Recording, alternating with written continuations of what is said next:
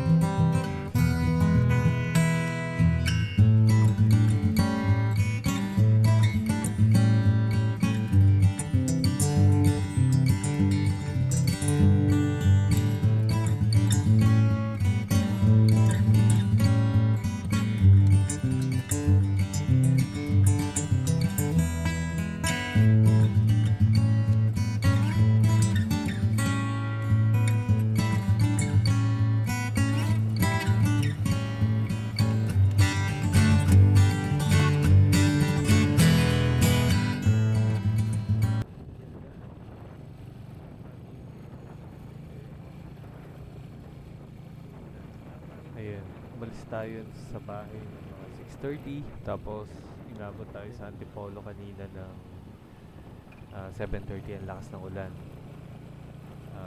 Nagpatila muna tayo sa McDonald's, nakalimutan ko na saan, basta sa Antipolo. Then I think mga 9 o'clock na yata ako umalis na Antipolo at umakyat ulit dito. Ngayon, medyo mahamog-hamog pa, pero okay naman. Huminto yung ambon, yung ulan. Pagdating ko dito sa taas, medyo basa pa kalsada, pero okay naman. Malamig yung ride, sarap, hindi masyado mainit. And makikita mo yung mga hamog sa taas ng bundok. Napakagandang view. Itong mga view na to sobrang nakaka-relax. Habang bumabiyahe ka, nakikita mo, okay lang din na may kasabay ka kasi parang hindi ka napapagod, no? I mean, nababawasan yung pagod mo. Kasi may mga kasama ka nag-e-enjoy katulad ng ginagawa mo. Kaya okay din paminsan-minsan, maiba naman ang ating tinitignan. Hindi lang puro trabaho, hindi lang panay construction, panay building. So, ayun. Kaya kailangan natin ng ganito paminsan-minsan. And, kaya pala Escapo, pangalan ng channel ko. Kasi, escapo ako sa stress. At ito ang nagpapawala ng stress sa akin. Of course, syempre, bukod sa pamilya ko, no? Nawawala stress ko sa kanila. Pero dito, yan, isa ito. Parang therapeutic na, ano, itong pagmumotor.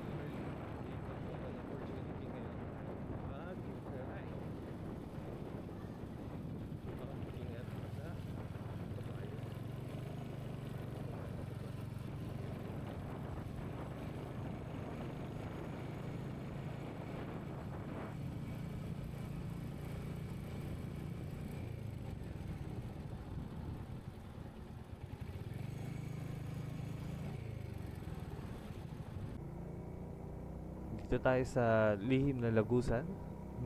Kanina uminto lang ako saglit. Pero hindi ako nagtagal. Medyo madaming tao. Nagtitake ng pictures and selfies. So, ayun. Pero tinignan natin maigi. Pati yung view dun sa may tulay. Ang ganda. Sobra.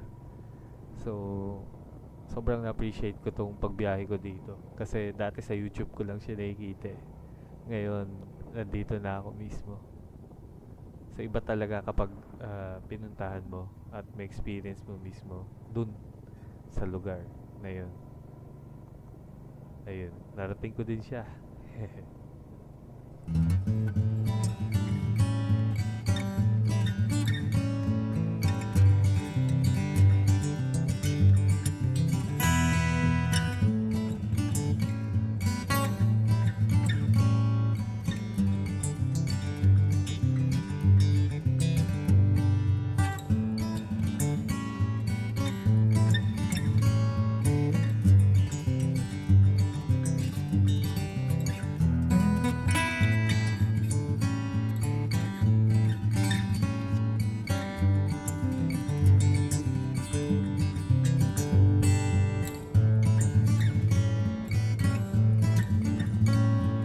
Dito sa part na to ng Quezon, malamig siya. Kanina medyo umiinit, sumisikat yung araw. Dito sikat naman yung araw, pero malamig siya. Malamig siya. Pababa na to. Tapos may mga nakikita akong pine trees and maganda yung tanim sa gilid. Sobrang pinag-isipan yung kalsada. Kumbaga, maganda na siya. Natural na yung kalsada. Pero pinaganda pa nila lalo. May mga parte na makikita mo eh, yung the way na magtanim. Yung mga plant species na magkakapareho. Sobrang ganda ng arrangement. Talagang pinagplanuhan siya. Grabe. Minsan niisip ko, itong mga nagplano, gumawa ng kalsada sa gilid ng bundok, napakagaling at napakahusay. Kasi parang niisip siguro nila, oh, dapat pagbabiyahe, hindi sila antukin. Pagandahin natin lalo. Ay nako. Sobrang na-appreciate ko tong ganda ng mga lugar natin dito sa sarili nating bayan. Lalo pag buwabiyahe ka ng nakamotor. Sobrang ganda. Hindi kaya nung ginagawa nila tong mga kalsada, iniisip nila, oh, dapat dito ganda natin yung curve. Kasi pag nagmotor ka, babanking ka eh. minsan, minsan papasok sa isip ko yun habang dumadaan ako dito eh. No? Sana ganun. Dito sa part na to, may mga ilaw-ilaw pa eh.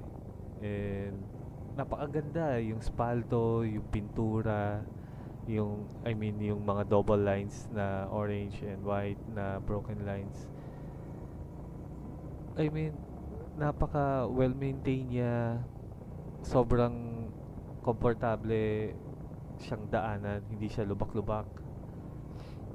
Sobrang ganda. Tapos na-imagine ko na to sa gabi. Talagang hindi madilim tong area na to. Kumbaga, safe ka pa rin mag-motor. Tong part na to. Hindi ko lang kabisado kung nasaan na ako sa map eh. Hindi ko masyado tinitignan kasi ano eh, mas nagfo-focus ako sa tanawin tsaka sa kalsada. Hindi ko na nakikita masyado yung sa cellphone ko, sa Google Maps.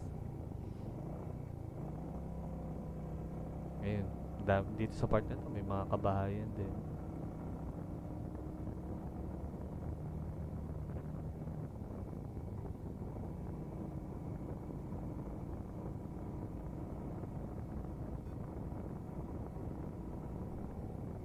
Sumisikat na naman ang araw. Salamat at hindi nagtuloy ang ulan. Patatapos natin tong biyahe na to na hindi tayo nababasa. And of course, mas safe kapag kapag nagmo-motor ka, hindi madulas yung kalsada.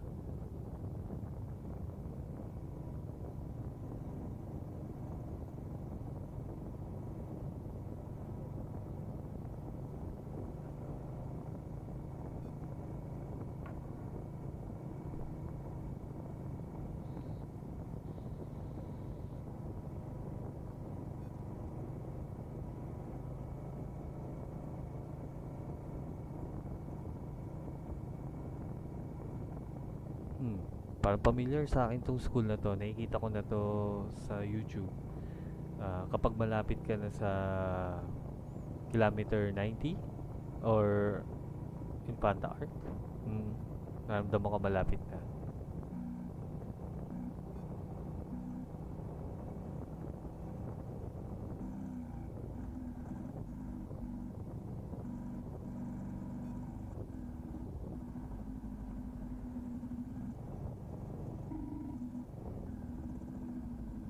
Ayun, sa wakas.